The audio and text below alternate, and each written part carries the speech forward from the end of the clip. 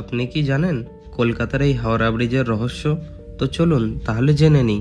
1943 সালে কলকাতা ও হাওড়াকে জড়িত করার জন্য দুনিয়ার তৃতীয় সবচেয়ে বড় হ্যাঙ্গিং ব্রিজ বানানো হলো। এবং এটি দুনিয়ার একটি এমন ব্রিজ যেখানে কোনো নাট বল্টুর ব্যবহার করা হয়নি। বড় বড় ভূমিকম্পও ফেস করছে, আর প্রতিদিন হাজার হাজার যানবাহনও চলাচল করছে, তাও এই ব্রিজটি কমজোর হয়নি।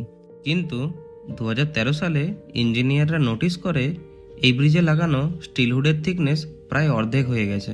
যার কারণ ছিল এই 5 টাকা দামের গুটকা। যখন কিছু লোক ব্রিজের পাশ থেকে পেরোনোর সময় গুটকা খেয়ে থুতু ফেলতো, তখন সেই গুটকার পিকে থাকা সাল্ট লাইন এবং সালাইবা মিলিয়ে একটি কেমিক্যাল তৈরি করত, যেটি অ্যাসিডের মতো কাজ করে ব্রিজের স্টিলকে খেতে থাকতো। এবং সেই জন্যই গভর্নমেন্ট এই ব্রিজের স্টিল হুডকে গ্লাস ফাইবার দিয়ে কভার করে দেন। আর এই কাহিনী শুধু হাওড়া ব্রিজের নয়, এটা হলো পুরো ইন্ডিয়ার।